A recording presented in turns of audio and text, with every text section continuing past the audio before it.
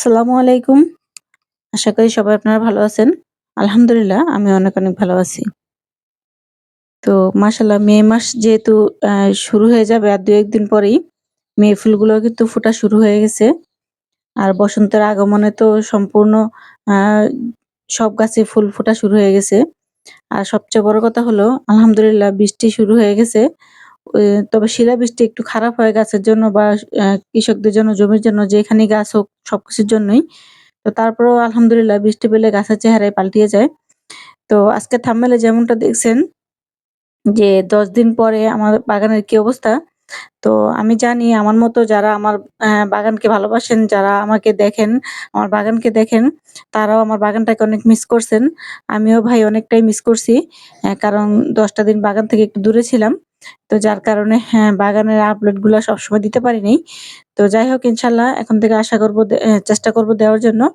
তো যারা ভিডিওটা দেখবেন আশা করি সম্পূর্ণ ভিডিওটা দেখবেন। আর দেখতে যদি আপুর ভিডিওটা ভালো লাগে তাহলে সবাই লাইক, কমেন্ট, শেয়ার করে পাশে থাকবেন। আমার নতুন বন্ধু যারা আছেন চ্যানেলটা সাবস্ক্রাইব করে দিবেন। যারা করছেন তাদেরকে অসংখ্য ধন্যবাদ। তো এই তো শুরুতে একটু আমার গাছগুলোকে একটু ঘুরিয়ে দেখিয়ে নেই। বাগানে কতটুকু পরিবর্তন আসলো। যারা আমার নিয়মিত ভিডিও দেখেন তারা তো জানেন আমার আগের ভিডিওতে ১০ দিন আগে যে ভিডিওগুলো আমি দিছি বা এর মাঝখানেও যে ভিডিওগুলা দিছি কয়েকটা আ লং ভিডিও তার মধ্যে কিন্তু আমার বাগানের ভিডিওগুলা ১০ দিন আগে করা ছিল সেই ভিডিওগুলা শেয়ার করছি। তো সেখানে গেলে দেখতে পারবেন যে গাছগুলোর অবস্থা কেমন ছিল। আর এখন গাছগুলির কি অবস্থা বর্তমানে আছে। তো আলহামদুলিল্লাহ যেহেতু গাছগুলা বৃষ্টি পাইছে, অ্যা যে গাছের মালিক না থাকলেও কিন্তু আল্লাহ পাক গাছগুলাকে খুবই সুন্দর করে রাখছে। যদিও মালিক আল্লাহ পাক না দিলে তো হতো না। কিন্তু আমার মাধ্যমেই তো বা যারা আমরা বাগান করি তাদের মাধ্যমেই তো এগুলি বড় হয়। কারণ এগুলিরও তো জীবন আছে। কারো না কারো তো লালন-পালন করতে হয়। যেহেতু এগুলি টবের গাছ। মাশাআল্লাহ দেখুন গাছটার মধ্যে অনেক পরিমাণে কিন্তু কালো মরিচ আসছে। এরকম আমার যে মরিচ গাছগুলো আছে মোটামুটি দেখলাম যে ভালোই মরিচ আসতে শুরু করছে। আর এই যে দেখুন বাগানের অবস্থা। ডাটা গাছগুলা তেমন একটা ভালো হয় নাই।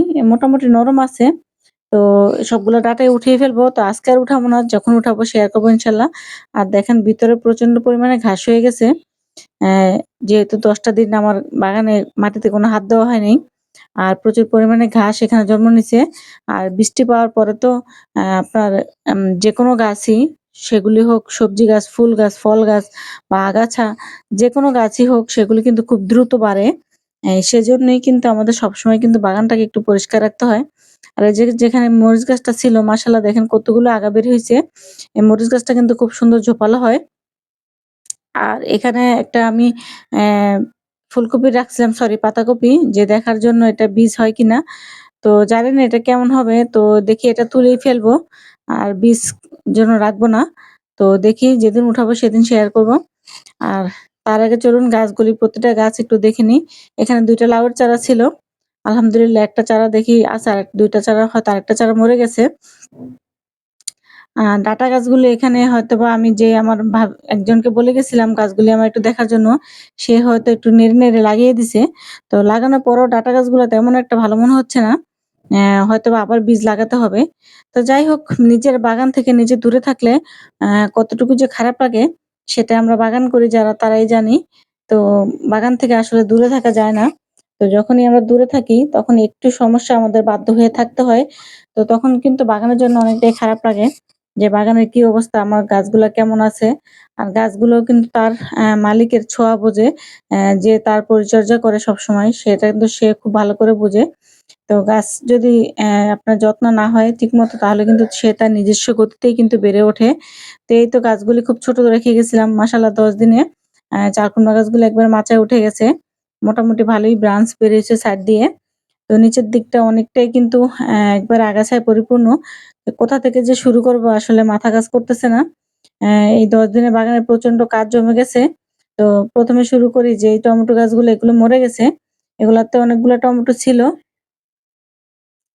তো যাকে দেখতে বলেছিলাম তাকে বলছিলাম যে টমেটো পাকলে খেয়ে ফেলতে। তো এখানে আরো অনেক টমেটো ছিল হয়তোবা সে ভাবি নিয়ে গেছে তো ভালোই করছে। নষ্ট না হয়ে কেউ খেলেও সেটা আসলে ভালো লাগে।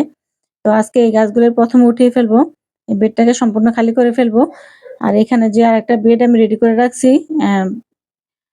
বরবটির সেটা এনে লাগিয়ে দেব। তো যেটা বলতেছিলাম, গাছের যত্ন কিন্তু রেগুলার করতে হয়। রেগুলার না করলে যে কত কাজ জমে যায় সেটা যারা এখন আমার বাগানটা দেখবেন তারা বুঝতে পারবেন। বা যারা বাগান করেন, বাগান থেকে যদি কিছুদিন দূরে থাকেন তো তারাও জানেন যে রেগুলার যদি বাগানে কাজ করা না হয় একটু, তাহলে কিন্তু বাগানে অনেক পরিমাণে কাজ জমে যায়। আর এখন যেহেতু বৃষ্টির সময় গাছের অন্যরকম একটু খেয়াল রাখতে হবে যে কোন গাছটাতে আপনার টবে পানি জমলো, কোন গাছটার গোড়াটায় বেশি পানি হচ্ছে বা আপনার ছাদের কোনো ক্ষতি হচ্ছে কিনা সেগুলো কিন্তু আমাদের এখন সবসময় দেখতে হবে। আর বৃষ্টির দিনে কিন্তু প্রচুর পরিমাণে এখন মশার সিজন, আ প্রচুর পরিমাণে মশা হয়। সেগুলো একটু খেয়াল রাখতে হবে। তো একটা করে ইনশাআল্লাহ সবগুলা গাছ কাজই করে ফেলবো। যে গাছগুলি আমার নষ্ট হয়ে গেছে সেগুলো আগে উঠিয়ে ফেলবো। যেমন একটা বেড খালি করে ফেললাম এখন। তো বেড তেমন একটা আর নাই আমার খালি করার মতো। এই টমেটো গাছের কয়েকটা বেড একটু খালি আছে। তো ঘরে এখনো আমার টমেটো আছে। আর গাছে এই গাছটা এখন আর উঠাবো না। এটার মধ্যে ২-১ টা টমেটো যাই আছে দেখি আস্তে, আস্তে পাকে কিনা। আর এখানে যে মিষ্টি কুমড়ার গাছগুলো লাগিয়েছিলাম, ১ম এ কিন্তু গাছগুলো তেমন একটা ভালো ছিল না। এখন মাশাআল্লাহ মোটামুটি একটু চেহারাটা ভালো হচ্ছে। আর এই যে আপনার যে চিচিঙ্গা গাছটা লাগাইছি মানে কহি গাছ। তো মাশাআল্লাহ প্রচুর পরিমাণে কিন্তু চিচিঙ্গা আসছে। যেহেতু নিজে ছিলাম না তেমন একটা পরাগায়ন করতে পারি নাই। তো প্রাকৃতিকভাবে যদি হয়ে থাকে তাহলে আলহামদুলিল্লাহ, যদি আল্লাহ পাক রেখে থাকে রিজিকে সেখান থেকে আশা করি পাবো। অ্যা মাশাআল্লাহ অনেকটাই ধরছে। তো আজকে তেমন ডিটেইলস এ আর কিছু দেখাবো না। শুধু বাগানটা ঘুরিয়ে আপনাদের সাথে একটু শেয়ার করব। আর এই যে আমার মালবেরি গাছটা, অনেকগুলা মালবেরি ছিল। হয়তো পেকে যাওয়ার পরে অনেকে খেয়ে ফেলছে, থাক ভালো হইছে। কিন্তু কয়েকদিন হয়তোবা পানি দেওয়ার পরে না গাছগুলো একবারে জ্বলে গেছে।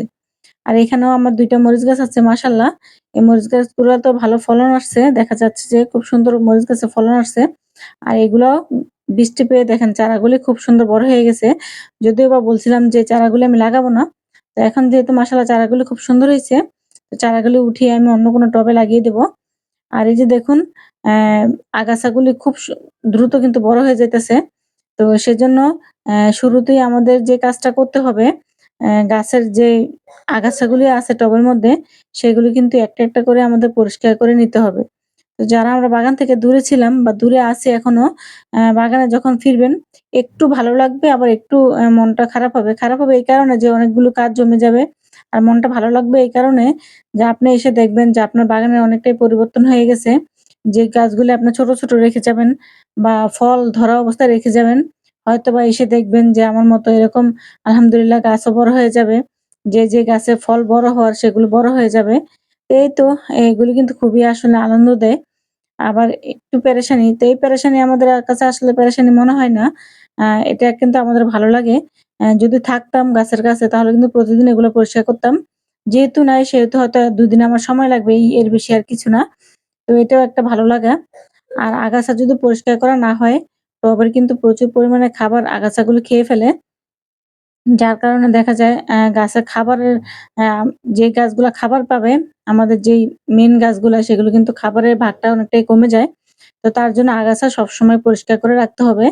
আর এই যে নিচের দিকে যত পাতা আছে, সবগুলা পাতাই কিন্তু আস্তে, আস্তে করে আমি ছেঁটে ফেলে দেব। কারণ এই পাতাগুলো যদি ফেলে না দেই, তাহলে দেখা যাবে যে গাছের গোড়াটার মধ্যে তেমন কোনো আলো বাতাস পাবে না। যেমন এই টবটা খেয়াল করলে দেখবেন গাছের গোড়াটা কিন্তু টবগুলা কিন্তু অনেকটাই ফাঁকা আছে। তো এভাবে করে কিন্তু আলো বাতাস ঢুকে। আর নিচের দিকে যদি আপনার গাছে পাতা থাকে বা আগাছা থাকে, তাহলে কিন্তু মাটির থেকে যে রোগ জীবাণুটা হয় বা যে পোকার আক্রমণটা হয়, সেটা কিন্তু সেই পাতার মাধ্যমে গাছের দিকে উপরের দিকে উঠে যায়।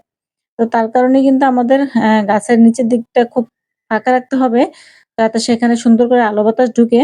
আলো বাতাস ঢুকলে তখন আর গাছে পোকামাকড়ের আক্রমণটা তেমন একটা হবে না। তো এই তো বাগানে প্রচুর পরিমাণে কাজ যেটা বললাম, একটু করে শেষ করব ইনশাআল্লাহ। আর বৃষ্টির সিজন, এখন তো গাছে তেমন একটা পাতলা খাবার দেওয়া যাবে না। কারণ পাতলা খাবার দিলেও কোনো কাজ হবে না। যখন তখন বৃষ্টি আসবে আর গাছগুলো সব ধুয়ে মানে খাবারগুলো ধুয়ে চলে যাবে। আর বাগানে প্রচুর পরিমাণে পাতা জমছে। গাছের যে পাতাগুলি সেগুলো কিন্তু পড়ে অনেকটাই কিন্তু বাগানটা কিন্তু নষ্ট হয়েছে। তো একটু যদি রোদ ওঠে তারপরে এগুলো পরিষ্কার করে নিব। আর এই যে আমার এখানে যে ধুন্দুল গাছগুলা ছিল, সেগুলা কিন্তু দেখেন খুব ছোট রেখে গেছি আমি। আমার পিছনে যে ভিডিও আছে দেখলেই বুঝবেন। মাত্র ২-৩ পাতা থাকা অবস্থায় আমি রেখে গেছি। আর আলহামদুলিল্লাহ দেখেন এখন গাছগুলো কিন্তু প্রায় মাচায় ওঠার দিকে। তো মাশাআল্লাহ এটাই হচ্ছে ভালো লাগা। হঠাৎ করে এসে দেখবেন আপনার সম্পূর্ণ জিনিসগুলি উলটপালট হয়ে গেছে। বাগানটা অনেকটাই উলটপালট হয়ে গেছে। আসলে এটাই কিন্তু অনেকটা ভালো লাগে। তো এই যে দেখেন এখানে কিন্তু আমি গাছগুলা সব মোটামুটি পরিষ্কার করে দিলাম নিচের দিকটা। দেখেন এখন কিন্তু খুব সুন্দর করে আলো বাতাস পাচ্ছে।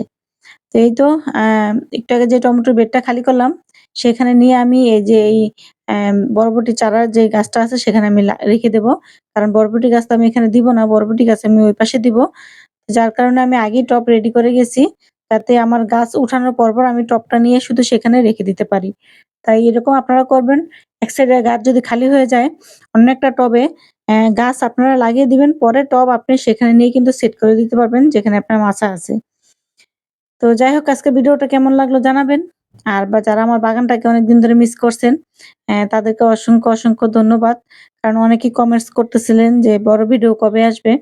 আসলে একটু দূরে ছিলাম বিদায় সবসময় তো বড় ভিডিও দিতে পারি নাই নিচের বাগানের। তো তার জন্য দুঃখিত। আর আলহামদুলিল্লাহ দেখেন পেয়ারা গাছটা তো মাশাআল্লাহ কত পরিমাণে পেয়ারা আসছে, অনেক সুন্দর ফুল আসছে। একটু কিন্তু মাটি, খাবারটা ঠিকমতো দিলেই কিন্তু আলহামদুলিল্লাহ আশা করি এখান থেকে আমি মোটামুটি পেয়ারা পাবো। ছোট গাছ তারপরেও চেষ্টা করব পেয়ারা রাখার জন্য। সাইজটা হয়তোবা একটু বড় হতো পেঁয়াজ উঠিয়ে ফেললে সরি অ্যা ফুলগুলো আরো ফেলে দিলে তো এখন হয়তোবা সাইজটা একটু ছোট হবে। আর এই তো আলহামদুলিল্লাহ আমার চিচিঙ্গা গাছটা, এই চিচিঙ্গাটা হয়তোবা শক্ত হয়ে গেছে, বীজ হয়ে যাবে। তো যাই হোক আপনার ভিডিওটা কেমন লাগলো জানাবেন। আর কে কোথা থেকে দেখতেছেন সেটাও কমেন্টসে জানাবেন। যারা বাগানটা মিস করছেন তারা একটু দেখে নিন আমার মতো। আমি যেমন তৃপ্তি পাচ্ছি আপনারাও আশা করি তৃপ্তি পাবেন। তো সবাই ভালো থাকেন, সুস্থ থাকেন। আল্লাহ হাফেজ।